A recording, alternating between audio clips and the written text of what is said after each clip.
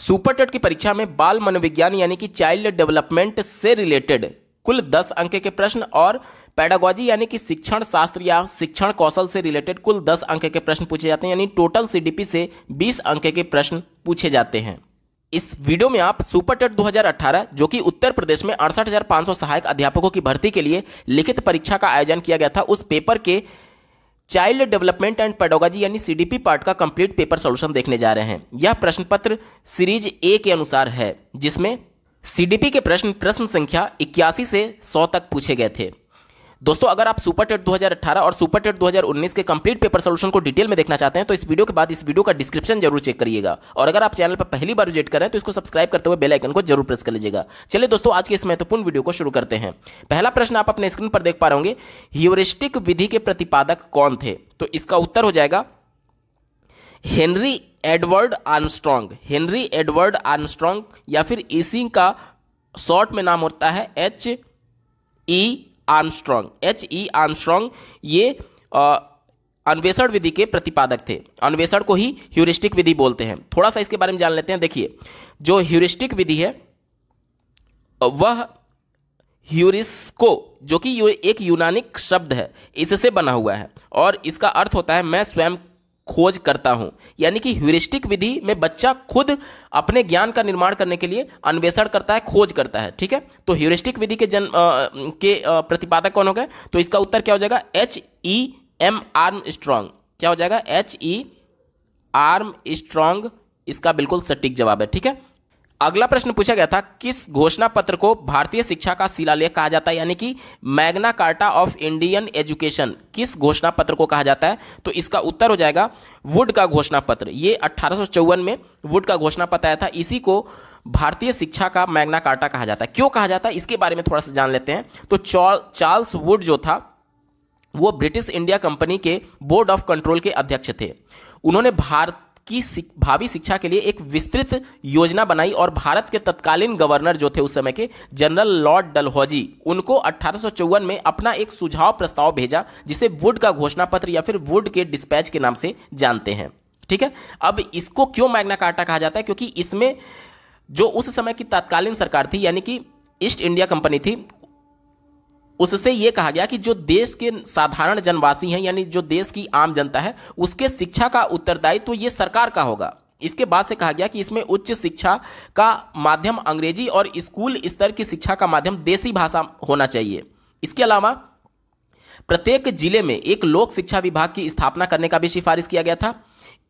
इसके अलावा इसमें स्त्री शिक्षा और व्यावसायिक शिक्षा पर भी विशेष तौर पर बल देने की सिफारिश की गई थी। इसके साथ ही साथ इसमें इस बात पर भी बल दिया गया था कि जो सरकारी शिक्षण संस्थान हैं उसमें किसी भी प्रकार का धर्म के आधार पर शिक्षा नहीं होना चाहिए। इस वजह से, इतने सुधारों की वजह से ही इसको भारतीय शिक्षा का शिलालेख या फिर मैग्ना कार्टा कहा जाता है। ठीक है, ऑप्शन तो खैर दिया नहीं गया, हमसे केवल इतना ही पूछा गया था कि किस घोषणा पत्र को भारतीय शिक्षा का शिलालेख कहा जाता है। तो ये वुड के घोषणा पत्र को, जो कि 1854 में आया था, इसे ही भारतीय शिक्षा का मैग्ना कार्टा कहते हैं। वुड का घोषणा पत्र सटीक उत्तर है। अगला प्रश्न पूछा गया था, पाठ योजना निर्माण में पंचपदीय प्रणाली के प्रणेता कौन है? पंचपदीय प्रणाली किसके बारे में? पाठ योजना के बारे में। तो ये इसके जो प्रणेता थे वो थे हार्बर्ट। हार्बर्ट इसका बिल्कुल सटीक जवाब हो जाएगा। ठीक है, हार्बर्ट इसका सटीक उत्तर है। थोड़ा सा इसके बारे में जान लेते हैं कि पंचपदीय प्रणाली के बारे में उन्होंने क्या बताया था। तो किस प्रकार से पाठ योजना का निर्माण करना है, इसके लिए उन्होंने 5 चरण बताए थे। अब पाठ योजना हम लोग क्यों बनाते हैं? बच्चों को पढ़ाने के संदर्भ में सही विधि से पढ़ाने के लिए। तो सबसे पहले उन्होंने इसमें बताया था प्रस्तावना। देखिए, पहले जो उन्होंने विधि दिया था, उनके कई शिष्यों ने उसमें कुछ संशोधन किया और अंतिम रूप से जो उन्होंने अपना पंचपदीय प्रणाली दिया था, उसमें जो पहला चरण है उसके 2 भाग थे। पहला प्रस्तावना और उसी के अंतर्गत उद्देश्य कथन कहा गया। यानी प्रस्तावना में क्या होता है कि बच्चे के पूर्व ज्ञान को जानने के लिए पाठ योजना करने में हम लोग पहले क्या करते हैं? प्रस्तावना प्रश्न पूछते हैं बच्चों के पूर्व ज्ञान को जानने के संदर्भ में, कि जो टॉपिक बच्चे को पढ़ाया जाना है उससे संबंधित बच्चे को कितना ज्ञान है, पहले से बच्चे कितना जान रहे हैं। ठीक है, तो ये प्रस्तावना हो जाता है। और इसी में उन्होंने जो सेकेंड वाला था उसे उद्देश्य कथन भी इसी में जोड़ दिया गया था। उनके शिष्यों के द्वारा। यानी कि अब बच्चों के पूर्व ज्ञान को जानने के बाद से हम लोग उद्देश्य कथन कहेंगे कि आज हम लोग ये टॉपिक पढ़ने जा रहे हैं, ठीक है। हमारा उद्देश्य ये है आज के टॉपिक पढ़ने का, ठीक है। उसके बाद से प्रस्तुतिकरण किया जाता है, यानी कि जो कॉन्सेप्ट बच्चे को बताना है उसको छोटे छोटे कॉन्सेप्ट में बांट करके बच्चे को प्रेजेंट किया जाता है टीचर के माध्यम से, तो इसे प्रस्तुतिकरण कहते हैं। तीसरा क्या होता है, तुलना करना होता है, यानी बच्चे का जो पूर्व ज्ञान था, जो कि प्रस्तावना प्रश्न के माध्यम से बच्चों के पूर्व ज्ञान के बारे में जानकारी मिली थी टीचर को, और जो कुछ भी उसने रिप्रेजेंट किया, अब उसके बीच के कंपेरिजन किया जाएगा कि बच्चे का पूर्व ज्ञान और नवीन ज्ञान में बच्चा कितना समझ पा रहा है या कितना नहीं समझ पा रहा है, ये तुलना करने से पता चलेगा। चौथा जो चरण उन्होंने बताया था वो सामान्यीकरण यानी कि जनरलाइजेशन, यानी कि अब बच्चा जो कुछ भी प्रस्तुतिकरण के माध्यम से टीचर ने बताया है उसका एक सामान्य नियम, एक अवधारणा अपने मन में विकसित करेगा, इसे ही उन्होंने सामान्यीकरण कहा था। और अंत में प्रयोग करना बताया था। प्रयोग करना मतलब क्या हो गया कि कक्षा में जो कॉन्सेप्ट बच्चे को बताया गया उसका वो अप्लाई कर पाए अपने दैनिक जीवन में। जैसे मान लीजिए कक्षा में बच्चे को बताया गया कि एक त्रिभुज के तीनों अंतः कोणों का योग 180 अंश होता है, ये कॉन्सेप्ट बच्चे को बताया गया। और उसके बाद से एक जनरल क्वेश्चन बच्चे से पूछा गया कि मान लीजिए ये एक त्रिभुज है जिसमें ये 40 अंश का कोण है और ये 70 अंश का कोण है, तो ये कोण कितने अंश का होगा।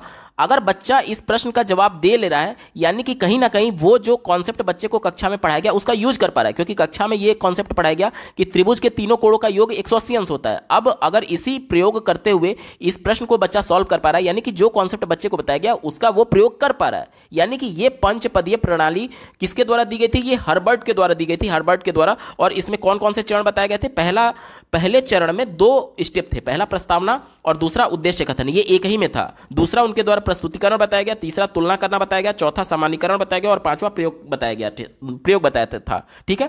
तो प्रश्न में हमसे सिर्फ इतना ही पूछा गया कि पाठ्य योजना निर्माण में पंचपदीय प्रणाली के प्रणेता कौन थे, तो हर्बर्ट इसका सही जवाब हो जाएगा, हर्बर्ट। अगला प्रश्न पूछा गया था मकतब में किस स्तर की शिक्षा दी जाती है, तो मकतब में प्रारंभिक स्तर की शिक्षा दी जाती है। उत्तर क्या हो जाएगा, प्रारंभिक स्तर, ठीक है, प्रारंभिक स्तर की शिक्षा दी जाती है। इसके बारे में थोड़ा सा जान लेते हैं। मकतब प्रारंभिक शिक्षा के केंद्र थे, इसमें बालक जो था वो अक्षर ज्ञान प्राप्त करता था, ठीक है। यहां पर देखिए जब बच्चे की आयु 4 वर्ष 4 महीना और 4 दिन हुआ करता था तब उसको एक रस्म उसके साथ किया जाता था जिसे बिस्मिल्लाह कहते हैं, ठीक है, बिस्मिल्लाह कहते हैं, और उसके साथ ये रस्म कराई जाती थी। इस अवसर पर बालक से कुरान के कुछ अंश दोहरवाए जाते थे, बुलवाए जाते थे, और यदि बालक ऐसा नहीं कर पाता था तो उसे केवल बिस्मिल्लाह शब्द का ही उच्चारण करके मकतब में एडमिशन दे दिया जाता था। यानी बेसिकली ये आप समझ सकते हैं कि प्राइमरी एजुकेशन सेंटर होते थे मकतब, जहां पर बच्चे को एडमिशन कब मिलता था, जब बच्चे की आयु 4 साल 4 महीना और 4 दिन हो जाता था। उसके बाद से उसके लिए एक रस्म होता था जिसे बिस्मिल्लाह नामक रस्म कहा जाता था, जिसमें कुरान के कुछ अंश बच्चे से बुलवाए जाते थे। और अगर मान लीजिए बच्चा नहीं बोल पाता था तो केवल बिस्मिल्लाह शब्द का उच्चारण करा करके ही उसको एडमिशन दे दिया जाता था मकतब में। तो ये किससे जुड़ा हुआ है, ये प्रारंभिक शिक्षा से जुड़ा हुआ है, प्रारंभिक स्तर की शिक्षा, ठीक है। अगला प्रश्न पूछा गया था प्रयोजना शिक्षण विधि, जिसे अंग्रेजी में प्रोजेक्ट मेथड ऑफ टीचिंग कहते हैं, तो प्रोजेक्ट मेथड के प्रणेता यानी प्रोपाउंडर कौन थे, तो इसका उत्तर हो जाएगा प्रोजेक्ट मेथड के जो प्रोपाउंडर थे वो विलियम एच किलपैट्रिक थे, जो कि किसके शिष्य थे, विलियम एच किलपैट्रिक आपके जॉन डीवी के शिष्य थे। तो इसमें उन्होंने प्रोजेक्ट मेथड में क्या बताया था कि बच्चे जो हैं ये सीधे तौर पर बाल केंद्रित शिक्षा पर आधारित है, यानी बालक खुद करके अपने ज्ञान का निर्माण करता है, अनुभव प्राप्त करता है। इसमें क्या होता है प्रोजेक्ट मेथड में कि बालक को किसी एक गतिविधि पर आधारित कोई एक प्रोजेक्ट तैयार करने के लिए सबसे पहले सूचना जुटाने के लिए बच्चे इंफॉर्मेशन को कहीं से प्राप्त करेंगे, जैसे कि किसी से प्रश्न पूछेंगे या फिर किसी इंटरनेट का सहारा लेंगे या फिर किताबों का सहारा लेंगे, यानी कि कहीं से पहले वो इंफॉर्मेशन को कलेक्ट करते हैं यानी सिंथेसिस करते हैं। उसके बाद से उस इंफॉर्मेशन जो डेटा उनको प्राप्त हो चुका अब उसको एनालिसिस करके किसी रिजल्ट पर पहुंचते हैं, यानी कि जनरल आइडिया पर पहुंचते हैं। यानी कि सबसे पहले विचारों का संग्रहण किया जाता है जिसे हम लोग सिंथेसिस बोलते हैं। प्रोजेक्ट विधि में क्या होता है, जैसे आप प्राइमरी में बच्चों को देखते होंगे, आपके मोहल्ले में कई बच्चे वो कुछ उनको प्रोजेक्ट वर्क दिया जाता है तो वो क्या करते हैं कि अपने मोहल्ले में कुछ परिवारों से जाकर के कुछ प्रश्न पूछते हैं और उसका उत्तर लिख रहे होते हैं, यानी कि वो सूचना एकत्रित कर रहे हैं। उसके बाद से जो सूचना मिली है उसका एनालिसिस करके किसी एक जनरल आइडिया यानी एक निष्कर्ष पर पहुंचते हैं। इसी को बोलते हैं प्रोजेक्ट विधि या फिर प्रयोजना विधि। तो इसका हमसे पूछा गया था प्रोपाउंडर कौन है, प्रणेता कौन है, तो विलियम एच किलपैट्रिक इसका बिल्कुल सटीक जवाब हो जाएगा। विलियम एच किलपैट्रिक, क्या उत्तर हो जाएगा? किलपैट्रिक, विलियम एच किलपैट्रिक इसका बिल्कुल सही जवाब है। अगला प्रश्न पूछा गया था, अपव्यय एवं अवरोधन की समस्या मुख्यतः किस शिक्षा स्तर से संबंधित है? अपव्यय एवं अवरोधन के बारे में थोड़ा सा जान लेते हैं। अपव्यय क्या होता है? तो कक्षा 1 से 8 तक की पढ़ाई कंप्लीट किए बिना बीच में ही अपनी पढ़ाई को छोड़ देना, इसे बोलते हैं अपव्यय। और अवरोधन क्या होता है? अवरोधन का मतलब ये होता है कि एक समय सीमा तय की गई है प्रत्येक कक्षा में अभ्यर्थियों को, उसके बाद वो अगली कक्षा में चला जाता है, लेकिन किसी भी कारणवश उस समय सीमा में उस कक्षा को पास ना कर पाना या फिर एक ही कक्षा में तय समय सीमा से अधिक समय बिताना अवरोधन कहते हैं। और ये मुख्यतः किस शिक्षा से संबंधित है? ये मुख्यतः प्रारंभिक शिक्षा से संबंधित है। अब प्रारंभिक शिक्षा कहने का मतलब कि इसमें प्राइमरी और अपर प्राइमरी दोनों शामिल है, यानी कि सीधे तौर पर प्राइमरी और अपर प्राइमरी यानी मिला करके कक्षा 1 से 8 तक से ये संबंधित है, यानी कि सीधे तौर पर आप इसे प्रारंभिक शिक्षा कह सकते हैं। ठीक है, उत्तर हो जाएगा प्रारंभिक शिक्षा। अगला प्रश्न पूछा गया था, अधिगम के प्राथमिक सिद्धांतों के प्रणेता कौन है? तो इसका उत्तर हो जाएगा थॉर्नडाइक। इनका पूरा नाम है E.L. थॉर्नडाइक, यानी कि एडवर्ड ली थॉर्नडाइक। इन्होंने ही अधिगम के प्राथमिक सिद्धांतों के बारे में बात की थी। अधिगम के प्राथमिक सिद्धांतों की अगर बात करें तो कुल 3 प्राथमिक सिद्धांत, जिसे मुख्य नियम के भी नाम से जानते हैं, उन्होंने दिया था। पहला तत्परता का नियम, यानी कि कोई बालक अगर किसी चीज़ को सीखने में तत्पर है तो वो उसे सीख सकता है आसानी से। दूसरा नियम दिया, मतलब कहने का मतलब कि कोई तत्पर नहीं है, मतलब इच्छा ही नहीं है उसमें सीखने की, तो वो नहीं सीख सकता, ये तत्परता का नियम कहता है। दूसरा नियम उन्होंने दिया था अभ्यास का नियम, यानी एक ही चीज़ को बार बार अभ्यास करने से व्यक्ति उसके बारे में सीख सकता है, ये थॉर्नडाइक का दूसरा नियम था। तीसरा उन्होंने दिया था प्रभाव या परिणाम का नियम, यानी कि किसी काम को करने के बाद से अगर बच्चे को कोई प्रतिफल मिले जो कि उसके लिए पॉजिटिव है तो वह उस काम को दोबारा करना चाहेगा, लेकिन कोई निगेटिव प्रतिफल मिले यानी कि नकारात्मक परिणाम मिले तो वो उस काम को दोबारा नहीं करना चाहेगा, इसे बोलते हैं प्रभाव का नियम। यानी कि मुख्य या फिर प्राथमिक सिद्धांत 3 सिद्धांत दिए थे, और गॉड जिसे सेकेंडरी थियरी कहा जाता है उन्होंने 5 दिया था। ठीक है, प्रश्न हमसे यही पूछा गया था कि प्राथमिक सिद्धांत के प्रणेता कौन है, तो इसका उत्तर हो जाएगा एडवर्ड ली थॉर्नडाइक। अगला प्रश्न पूछा गया था, educational technology third is also known as, यानी कि शैक्षिक तकनीकी तृतीय का दूसरा नाम क्या है? देखिए, शैक्षिक तकनीकी क्या होता है, सबसे पहले थोड़ा सा इसके बारे में जान लेते हैं। इसे अंग्रेजी में एजुकेशनल टेक्नोलॉजी बोला जाता है। जैसे कि शिक्षा के क्षेत्र में जो टेक्नोलॉजी का यूज किया जाता है, जैसे स्मार्ट बोर्ड हो गया, स्मार्ट क्लासेज हो गया, इसे हम लोग शैक्षिक तकनीक कहते हैं या फिर शिक्षा में तकनीक कहते हैं। ठीक है, और इसके 3 प्रकार बताए गए हैं। कौन कौन से? पहला बताया गया है हार्डवेयर अप्रोच। इसमें क्या होता है कि जो टेक्नोलॉजी से रिलेटेड हार्डवेयर्स होते हैं, जैसे कि हम लोग कंप्यूटर से रिलेटेड क्या क्या यूज करते हैं, प्रिंटर यूज करते हैं, इसके अलावा मॉनिटर यूज करते हैं, डिजिटल बोर्ड यूज करते हैं, स्लाइड प्रोजेक्टर यूज करते हैं, ये सभी हमारा हार्डवेयर अप्रोच में आएगा। दूसरा अप्रोच होता है सॉफ्टवेयर अप्रोच। सॉफ्टवेयर में क्या क्या आते हैं?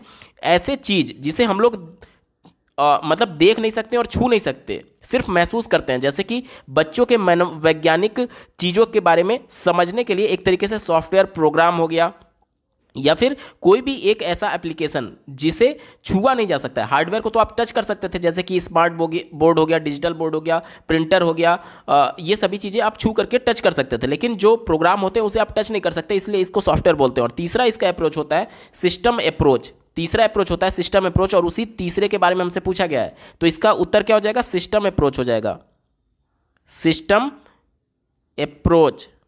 और इसको हिंदी में प्रणाली दृष्टिकोण कहते हैं या फिर प्रणाली उपागम कहते हैं। ठीक है, तो इसका उत्तर क्या हो जाएगा? प्रणाली उपागम या फिर दृष्टिकोण। अब इसमें क्या होता है, तो जो पहला और दूसरा था यानी हार्डवेयर और सॉफ्टवेयर, उन दोनों के संयोजन से ही पूरा एक सिस्टम बनता है। जैसे कि अगर डिजिटल बोर्ड को रन भी करना है, स्मार्ट बोर्ड को रन करना है, तो जाहिर सी बात है जो हार्डवेयर है और अंदर जो उसका ऑपरेटिंग सिस्टम है यानी जो सॉफ्टवेयर है, दोनों मिलेंगे तभी तो सिस्टम बनेगा पूरा, तभी तो पूरा वहाँ पर चीज़ें बच्चे देख पाएंगे। यानी कि सिस्टम अप्रोच क्या होता है, वो पहले और दूसरे अप्रोच, जिसमें पहला अप्रोच हार्डवेयर था और दूसरा सॉफ्टवेयर था, दोनों को मिला करके सिस्टम अप्रोच बनता है। यानी कि दोनों के संयोजन से बच्चे स्मार्ट बोर्ड पर या फिर टेक्नोलॉजी का यूज कर पाते हैं। तो यही हमसे पूछा गया शैक्षिक तकनीकी तृतीय का दूसरा नाम क्या है, तो इसका दूसरा नाम होता है प्रणाली उपागम। ऑप्शन तो खैर है ही नहीं, प्रणाली उपागम इसका बिल्कुल सटीक जवाब हो जाएगा। अगला प्रश्न पूछा गया था, बालक के व्यवहार का कौन सा पक्ष उसकी रुचियों और मनोवृत्तियों से संबंधित होता है? तो ब्लूम ने जो अपना सिद्धांत दिया था, जिसके माध्यम से उन्होंने बताया कि व्यवहार परिवर्तन 3 प्रकार के हो सकते हैं। पहला ज्ञानात्मक, दूसरा भावात्मक और तीसरा क्रियात्मक। ठीक है, जैसे कि देखिए हम लोग अधिगम क्या बोलते हैं? अधिगम बोलते हैं बच्चे के प्रयास के माध्यम से उसके व्यवहार में होने वाले परिवर्तन को हम लोग अधिगम बोलते हैं या फिर सीखना बोलते हैं। तो यही व्यवहार में परिवर्तन 3 प्रकार से हो सकते हैं। पहला तो हो सकता है ज्ञानात्मक, यानी कि बच्चा कुछ नई जानकारी को समझ लिया, इसे हम लोग ज्ञानात्मक या फिर संज्ञानात्मक बोलते हैं। दूसरा होता है भावात्मक, यानी कि भावात्मक में क्या होगा, बच्चों के संवेग से, इमोशन से ये जुड़ा हुआ है। जैसे कि यहाँ पर देखिए रुचि की बात की गई थी, तो रुचि क्या है? ये बच्चे का इमोशन ही तो है। तो यहां पर उत्तर क्या हो जाएगा? भावात्मक हो जाएगा। उत्तर क्या हो जाएगा? इसका उत्तर हो जाएगा भावात्मक पक्ष। इसके अलावा जो तीसरा उन्होंने बताया था क्रियात्मक पक्ष, तो इसमें उन्होंने क्या बताया था कि जो शारीरिक क्रियाओं के प्रशिक्षण और कौशल के विकास से संबंधित होता है, वो हमारा क्रियात्मक पक्ष होता है, यानी बच्चा इसमें खुद करके देखता है। ठीक है, यानी कि शारीरिक गतिविधि से ये जुड़ा हुआ है। ज्ञानात्मक क्या हो गया? संज्ञानात्मक क्या था? जिसमें बच्चे को कुछ नई जानकारी प्राप्त हुई, जिसका अवबोध बच्चे को हुआ। भावात्मक में क्या होता है? बच्चों के इमोशन से जुड़ा हुआ होता है। और तीसरा क्रियात्मक में क्या होता है? बच्चों के शारीरिक क्रियाओं के प्रशिक्षण और कौशल से ये संबंधित होता है, यानी बच्चा शारीरिक गतिविधि करता है। ठीक है, प्रश्न में हमसे रुचियों के बारे में और मनोवृत्तियों से संबंधित के बारे में पूछा गया था, तो ये रुचि सीधे तौर पर इमोशन से संबंधित है और इमोशन यानी कि भावात्मक पक्ष की बात की जा रही है। उत्तर हो जाएगा भावात्मक पक्ष। अगला प्रश्न पूछा गया था कक्षा शिक्षण के उपरांत छात्रों की अधिगम संबंधी समस्याओं को जानने के लिए कौन सा परीक्षण किया जाता है? ध्यान से समझिएगा, एक चैप्टर या फिर एक कॉन्सेप्ट बताने के बाद से बच्चे को उस चैप्टर या फिर उस कॉन्सेप्ट में कोई दिक्कत तो नहीं है, ये जानने के लिए बच्चे का डायग्नोस्टिक टेस्ट करते हैं, जिसे हम लोग निदानात्मक परीक्षण कहते हैं। अब निदानात्मक परीक्षण में मान लीजिए कि कुछ समस्या निकल करके आई कि बच्चे को ये कॉन्सेप्ट इस पॉइंट पर नहीं समझ में आया है, तो फिर उस समस्या को दूर करने के लिए उसका उपचारात्मक शिक्षण करते हैं। प्रश्न में हमसे सिर्फ और सिर्फ इतना ही पूछा गया है कि समस्या को जानने के लिए कौन सा परीक्षण करते हैं, तो समस्या को जानने के लिए हम लोग डायग्नोस्टिक टेस्ट करते हैं, यानी कि हिंदी में इसे हम लोग निदानात्मक परीक्षण या निदानात्मक मूल्यांकन कहते हैं। उत्तर हो जाएगा निदानात्मक परीक्षण या फिर डायग्नोस्टिक टेस्ट। ठीक है, चलिए अगला प्रश्न पूछा गया था रिक्त स्थान भरिए, गैने के पदानुक्रम में अधिगम की सर्वोच्च अवस्था क्या है? तो जो रॉबर्ट गैने थे, उन्होंने अधिगम के संबंध में एक पदानुक्रम, एक सीक्वेंस दिया था अपने सिद्धांत में, जिसमें उन्होंने 8 चरण बताए थे। कौन कौन सा चरण है? पहले उन्होंने बात की थी संकेत अधिगम का, यानी बच्चे जो हैं वो सिंबल्स के माध्यम से पहले सीखते हैं, जैसे कि क ख ग घ ABCD, ये क्या है? ये सिंबल्स ही तो हैं। उसके बाद से उद्दीपन अनुक्रिया अधिगम बताया था, यानी कि अपने वातावरण में बच्चा कुछ भी देखता है तो उससे कोरिलेट कर पाता है उस संकेत अधिगम को। जैसे कि C फॉर कैट बच्चे को बताया जाता है, तो इन्वायरमेंट में अपने बच्चा बिल्ली को देखा हुआ है, तो वो जो C अल्फ़ाबेट था वो कोरिलेट करता है किससे? बिल्ली से। यानी कि दूसरा जो उद्दीपन अनुक्रिया अधिगम है, उसमें जो पहला उसने सीखा था संकेत अधिगम, उससे रिलेटेड जो उद्दीपन वो अपने वातावरण में देखता है उसे कोरिलेट करके सीख पाता है। तीसरा बताया था श्रृंखला अधिगम। चौथा बताया था शाब्दिक साहचर्य अधिगम। इसमें क्या होता है कि प्रत्येक वस्तु का अलग अलग शब्द दिया गया, जैसे कि मेज को आप कुर्सी नहीं बोलेंगे, मेज के लिए एक शब्द डिफाइन कर दिया गया कि हाँ ये मेज होगा। इसी प्रकार से ग्लास को आप बाल्टी नहीं बोलते हैं, क्योंकि वो शब्द उससे साहचर्य कर दिया गया। इसी को उन्होंने क्या बोला था? शाब्दिक साहचर्य अधिगम। उसके बाद उन्होंने विभेदी अधिगम बताया था 5वें नंबर का, और छठा बताया था प्रत्यय अधिगम, 7वां बताया था अधिनियम या फिर सिद्धांत अधिगम, और 8वां बताया था समस्या समाधान अधिगम। यानी इनके सिद्धांत में कुल 8 चरण है। और हमसे पूछा गया था सर्वोच्च अवस्था कौन सा है, तो सर्वोच्च अवस्था समस्या समाधान अधिगम होता है। उत्तर हो जाएगा समस्या समाधान। ठीक है, उत्तर क्या हो जाएगा? समस्या समाधान। अगला प्रश्न पूछा गया था रिक्त स्थान को भरिए, मौलिकता, नमनीयता तथा प्रवाह। मौलिकता को अंग्रेजी में ओरिजिनलिटी बोलते हैं, नमनीयता को फ्लेक्सिबिलिटी बोलते हैं, और प्रवाह को फ्लो बोलते हैं। कहा जा रहा है कि ये किसके गुण हैं, ये सब किसके घटक हैं? तो ये सब सृजनात्मकता के घटक होते हैं, यानी कि क्रिएटिविटी के। देखिए मौलिकता कहने का मतलब कि नए विचार, अपना खुद का मौलिक विचार यानी नए विचार। साथ ही साथ नमनीयता यानी कि फ्लेक्सिबिलिटी, जैसे कि एक प्रॉब्लम को मैं सॉल्व कर रहा हूँ, एक विधि मुझे आती है, अगर वो प्रॉब्लम उस विधि से सॉल्व नहीं हो पा रही है तो मैं फिक्स नहीं रहूंगा कि मैं उसी विधि का प्रयोग करूं, मैं दूसरी विधि को भी ट्राई करूंगा। इसे ही बोलते हैं नमनीयता, यानी कि मैं प्रॉब्लम सॉल्विंग में 50 तरीके की विधियों का यूज करूंगा, मैं किसी एक विधि को लेकर के पकड़े नहीं रहूंगा, यानी कि उसके लिए रिजिड नहीं रहूंगा, यानी फ्लेक्सिबल रहूंगा। इसके अलावा फ्लो की बात की गई है, यानी प्रवाह, ये सब किसके घटक हैं? ये सब क्रिएटिविटी के घटक हैं, यानी कि सृजनात्मकता के घटक हैं। मौलिकता का सीधे सा मतलब होता है नया विचार, और नया विचार यानी सृजनात्मकता, क्रिएटिविटी की बात की जाती है। उत्तर हो जाएगा सृजनात्मकता के ये सभी घटक हैं। अगला प्रश्न पूछा गया था, रिक्त स्थान भरिए। प्रतिभाशाली बालकों के शिक्षण में मानसिक उद्वेलन, जिसे अंग्रेजी में ब्रेन स्टॉर्मिंग कहते हैं, तकनीक किसके चिंतन के महत्व पर बल देती है? तो ब्रेन स्टॉर्मिंग क्यों किया जाता है? प्रॉब्लम सॉल्विंग के लिए किया जाता है। प्रॉब्लम सॉल्विंग के लिए यानी समस्या समाधान के लिए किया जाता है। और समस्या का समाधान कैसे होगा? जब हम लोग एक प्रॉब्लम के बारे में अलग अलग अपने मौलिक विचारों का प्रयोग करेंगे, यानी कि कहीं ना कहीं मौलिक विचार यानी क्रिएटिविटी की बात आ रही है, और इसे रचनात्मकता, क्रिएटिविटी या फिर अपसारी चिंतन कहते हैं। देखिए यहां पर हमसे चिंतन के बारे में पूछा गया है, तो या तो अपसारी चिंतन होगा या तो सृजनात्मक चिंतन होगा। तो उत्तर क्या हो जाएगा? अपसारी या फिर सृजनात्मक। ठीक है, रचनात्मक भी इसका उत्तर हो सकता है, क्योंकि चूंकि ये एक रिटन एग्जाम था, इसलिए जो आयोग था इसके कई उत्तरों को उन्होंने सही माना था, जैसे कि अपसारी चिंतन, सृजनात्मक चिंतन, अपकेंद्रीय चिंतन, रचनात्मक चिंतन, इन सभी को उन्होंने सही माना था। तो उत्तर क्या हो जाएगा? रचनात्मक चिंतन, क्योंकि मानसिक उद्वेलन प्रॉब्लम को सॉल्व करने के लिए किया जाता है, और प्रॉब्लम को सॉल्व करने के लिए हम एक विधि से अगर रिजिड बने रहेंगे तो प्रॉब्लम सॉल्व नहीं होगा, यानी मौलिक और अलग अलग फ्लेक्सिबल तरीकों से हमको यूज करना होगा। और इसके जस्ट पहले वाले प्रश्न में देखा था हमने, मौलिकता और फ्लेक्सिबिलिटी और फ्लो, ये सब किसके गुण हैं? ये सृजनात्मकता के गुण हैं, यानी कि ये सृजनात्मक चिंतन के महत्व पर बल देता है। उत्तर हो जाएगा सृजनात्मक चिंतन। ठीक है, चलिए अगला प्रश्न पूछा गया था, रिक्त स्थान भरिए। कोहलबर्ग का सिद्धांत एक बालक के किस प्रकार के विकास की व्याख्या करता है? तो कोहलबर्ग ने नैतिक विकास का सिद्धांत दिया था, और इसके लिए उन्होंने बच्चों पर प्रयोग किया। उसके लिए उन्होंने हिंज नामक एक व्यक्ति की कहानी बच्चों को सुनाई, जहां पर उसकी पत्नी को एक बीमारी हो गया था, और उसके पड़ोस में ही एक डॉक्टर रहता था जिसने उस बीमारी का इलाज यानी कि दवा बना लिया था। लेकिन जैसे ही उस डॉक्टर को पता चला कि उसके पड़ोसी यानी हिंज की पत्नी को यह बीमारी है, तो उसने रातों रात उसका रेट बढ़ा दिया दवा का। अब उसने लाख प्रयास किए लेकिन उतने पैसे नहीं जुटा पाया, और इसलिए अपनी पत्नी की जान बचाने के लिए उसने वो दवा रात में चोरी कर ली। अब ये दुविधा बच्चों के सामने सुनाई गई, कहानी सुनाई गई, और इसके बाद से बच्चों से कोहलबर्ग ने पूछा कि आप हिंज की जगह पर रहते तो क्या चोरी करते या फिर क्या करते? इस तरीके से उन्होंने अपना नैतिक विकास का सिद्धांत दिया था। हमसे प्रश्न इतना ही पूछा गया कि कोहलबर्ग का जो सिद्धांत है वो बालक के किसके विकास की व्याख्या करता है? तो ये नैतिक विकास की व्याख्या करता है। उत्तर क्या हो जाएगा?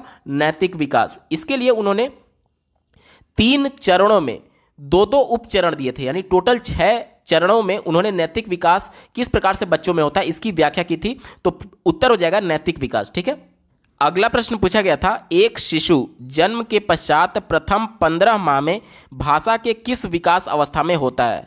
जन्म के बाद 15 माह की बात की गई है, यानी कि 1.25 साल की उम्र तक बच्चे में जो भाषा का विकास होता है उसको किस रूप में जाना जाता है, ये हमसे पूछा जा रहा है। तो इसको हम लोग प्राक या फिर पूर्व प्राक भाषा विकास अवस्था बोलते हैं। क्या बोलते हैं? प्राक भाषा विकास अवस्था। हमारा उत्तर क्या हो जाएगा? प्राक भाषा विकास अवस्था इसका बिल्कुल सटीक जवाब है। अगला प्रश्न पूछा गया था, सीखने के प्रयास एवं त्रुटि सिद्धांत का प्रतिपादन किसने किया?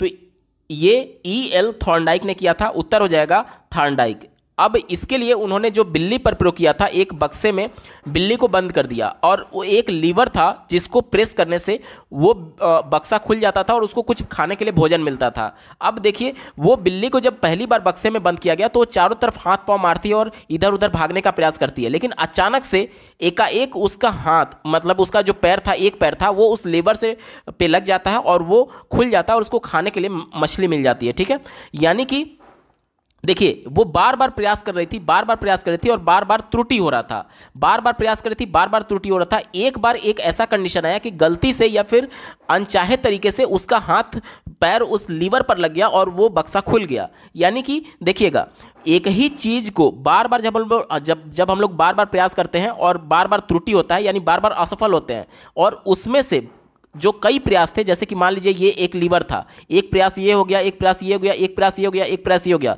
मान लीजिए ये वाले प्रयास से उसका पैर इस लीवर पर लग गया और वो खुल गया, तो अब ये वाला प्रयास कहीं ना कहीं इसके लिए उद्दीपक का काम क्या कर रहा था, वो भोजन जो उसको खाने के लिए मछली मिल रहा था वो उद्दीपन का काम कर रहा था, और बार बार ये प्रयास क्या था, रिस्पॉन्स था, ये सब उसका एक रिस्पॉन्स था। अब ये वाला जो रिस्पॉन्स है, प्रतिक्रिया, उसके इस उद्दीपक से कहीं ना कहीं साहचर्यित हो गया, यानी इससे जुड़ गया, और इसी के आधार पर उन्होंने SR थियरी दिया था अपना, जिसे हम लोग स्टिमुलस रिस्पॉन्स थियरी कहते हैं, यानी उद्दीपन अनुक्रिया सिद्धांत अपना उन्होंने दिया था। और ये सिद्धांत किस पर आधारित था, ये प्रयास और त्रुटि सिद्धांत पर आधारित था, और जो कि EL थॉर्नडाइक ने दिया था। उत्तर क्या हो जाएगा, थॉर्नडाइक इसका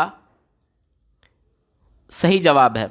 अगला प्रश्न पूछा गया था, अभिक्रमित अधिगम किसके अधिगम सिद्धांत पर आधारित है। अभिक्रमित अधिगम क्या होता है, इसको अंग्रेजी में प्रोग्राम्ड लर्निंग बोलते हैं। अब ये क्या होता है, ध्यान समझिएगा। एक मान लीजिए बहुत बड़ा कॉन्सेप्ट है जो कि बच्चे नहीं समझ पा रहे हैं, तो उसको आसानी तरीके से समझाने के लिए छोटे छोटे कॉन्सेप्ट्स में उसको बांट दिया जाएगा, और उसके बाद से एक कॉन्सेप्ट सिखाने के बाद से बच्चे को कुछ मोटिवेट किया जाएगा, फिर अगला कॉन्सेप्ट सिखाने के लिए कुछ मोटिवेट किया जाएगा। यानी जब बच्चा छोटे छोटे कॉन्सेप्ट को सीख रहा है, यानी उसको समझ में आ रहा है, तो धीरे धीरे उसमें रुचि पैदा होगा, और रुचि की वजह से इंटरनल मोटिवेशन उसमें आएगा। यानी मोटिवेशन क्या कर रहा है, बच्चे को पुनर्बलन, रीइंफोर्समेंट का काम कर रहा है कि हाँ पुराना मुझे समझ में आ गया, अब मुझे नया सीखना है, पुराना मुझे समझ में आ गया, अब नया सीखना है। यानी कि चरण दर चरण एक बड़े कॉन्सेप्ट को छोटे छोटे भागों में बांट करके सीखना, और वो भी पुनर्बलन की मदद से, इसी को बोलते हैं अभिक्रमित अधिगम। ठीक है, अब ये किसके सिद्धांत पर आधारित है, आप ध्यान दीजिए, मैंने एक वर्ड यूज किया, रीइंफोर्समेंट यानी पुनर्बलन। कौन सा एक सिद्धांत है, किस मनोवैज्ञानिक का सिद्धांत है जो कि पुनर्बलन पर सबसे ज्यादा जोर देते हैं। इनका नाम है स्किनर। स्किनर ने चूहे पर प्रयोग किया था, कबूतर पर प्रयोग किया था, और उन्होंने एक बक्से में चूहे को बंद कर दिया, और एक वहां पर लीवर था जिसको प्रेस करने से उसको खाने के लिए कुछ मिलता था।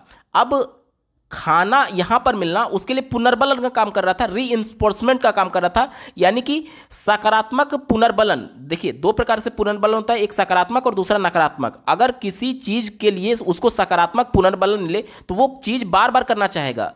अब बार बार उसको कुछ खाने के लिए मिल रहा था लीवर पर, तो वो पुनर्बलन मिलने के बाद से वो काम बार बार कर रहा था, वो चूहा, यानी एक ही चीज को बार बार कर रहा था। यानी अगर सकारात्मक पुनर्बलन मिलता है तो वो व्यक्ति बार बार उस काम को दोहराना चाहता है। अब जैसे देखिए, बड़ा सा कॉन्सेप्ट था, इसको जब छोटे छोटे कॉन्सेप्ट में बांट दिया गया, जब बांटने से पहले जब पूरा बड़ा कॉन्सेप्ट था तब बच्चे को समझ में नहीं आ रहा था, यानी कि वो उसमें पढ़ने में रुचि ही नहीं ले रहा था। लेकिन जब इस बड़े से कॉन्सेप्ट को एक छोटे से टुकड़े में पहले बांटा गया, अलग अलग छोटे टुकड़े में बांट दिया गया, एक कॉन्सेप्ट जब बच्चे को समझ में आया तो थोड़ा सा उसको रुचि उत्पन्न हुआ। रुचि उत्पन्न होने से उसमें इंटरनल मोटिवेशन जनरेट हुआ, और अब उसकी इच्छा जगी कि मुझे दूसरा कॉन्सेप्ट भी सीखना है। इसके बाद से तीसरा कॉन्सेप्ट, यानी प्रत्येक कॉन्सेप्ट सीखने के बाद से उसको एक रीइंफोर्समेंट, क्या उसे सेटिस्फैक्शन मिल रहा था कि हाँ मैं ये पूरा सीख चुका हूं। सेटिस्फैक्शन, देखिए यहां पर पुनर्बलन कहने का मतलब कि जरूरी नहीं है कि इनाम ही मिले, अगर उसे सेटिस्फैक्शन भी मिलता है, उसे खुशी भी मिलता है, उसे ये फीडबैक मिलता है कि हाँ मैं समझ चुका हूं, तो वो अगले कॉन्सेप्ट को सीखने के लिए कहीं ना कहीं तत्पर होगा। यानी एक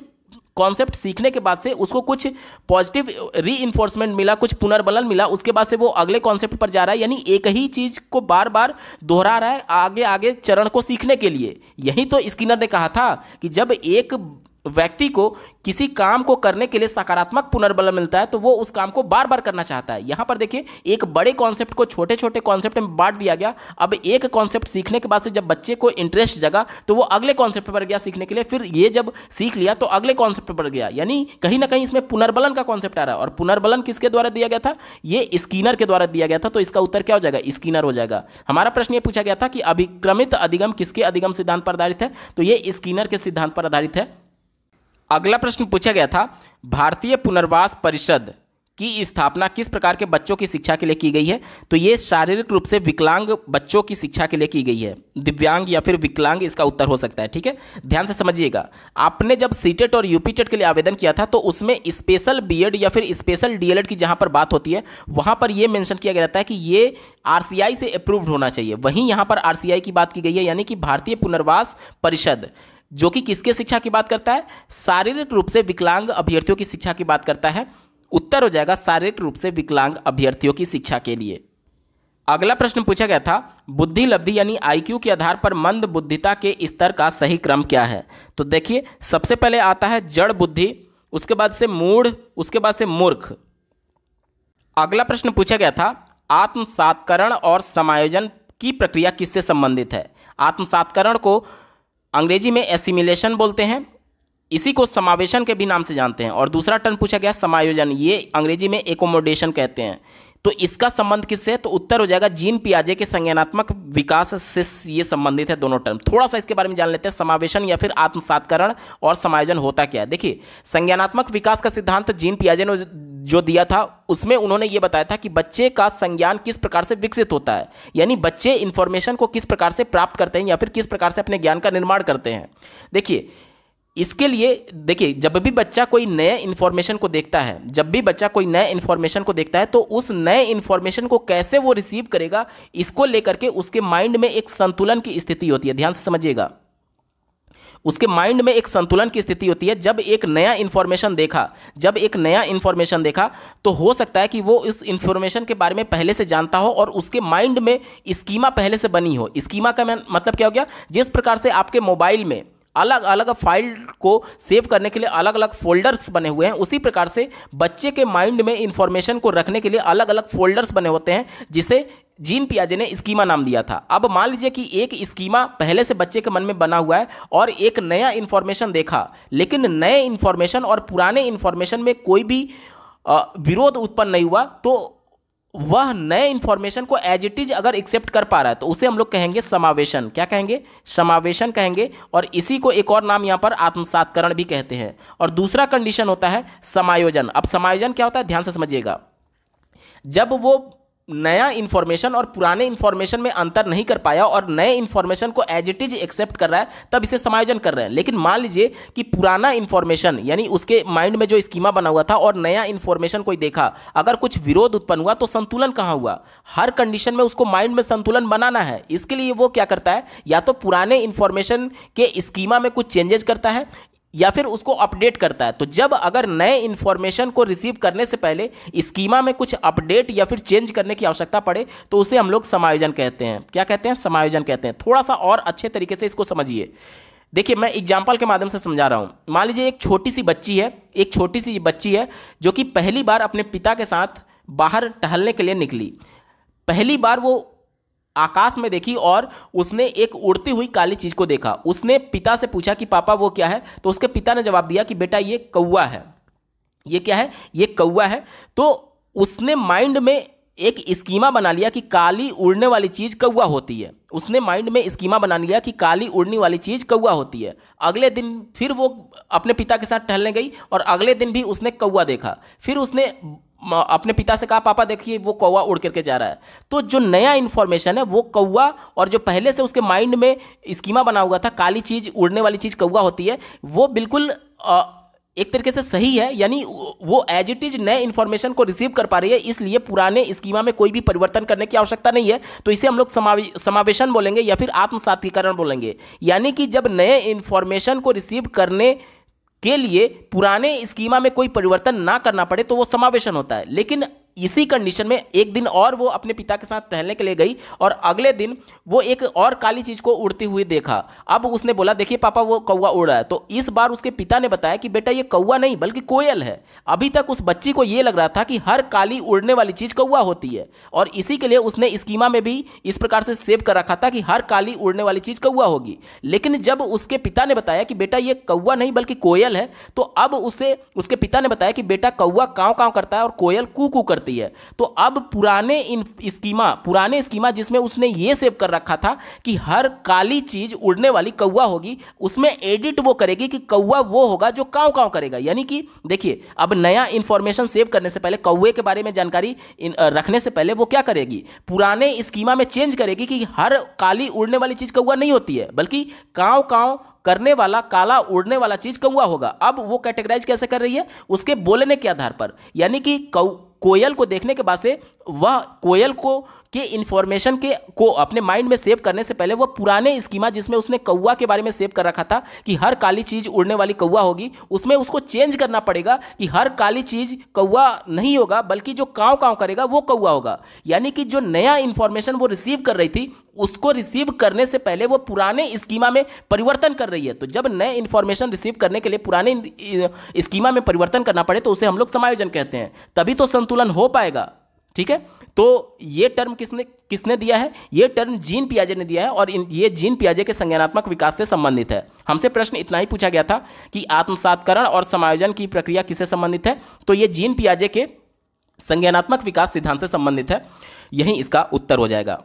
दोस्तों, सुपर टेट 2018 के सीडीपी पार्ट का कंप्लीट पेपर सॉल्यूशन आपने देखा। आपको ये वीडियो कैसा लगा कमेंट के माध्यम से जरूर बताइएगा, क्योंकि आपका एक कमेंट मुझे मोटिवेट करेगा ऐसे ही महत्वपूर्ण वीडियो लाने के संदर्भ में। अगर आप सुपर टेट 2018 और 2019 के कंप्लीट पेपर सॉल्यूशन को डिटेल में देखना चाहते हैं तो इस वीडियो के बाद इस वीडियो का डिस्क्रिप्शन जरूर चेक करिएगा। और अगर आप चैनल पर पहली बार विजिट कर रहे हैं तो इसको सब्सक्राइब करते हुए बेल आइकन को जरूर प्रेस कर लीजिएगा सीटेट, यूपी टेट और सुपर टेट की बेहतरीन तरीके से तैयारी करने के संदर्भ में। इस वीडियो को देखने के लिए आपका बहुत बहुत धन्यवाद। भगवान करे आपका दिन शुभ हो।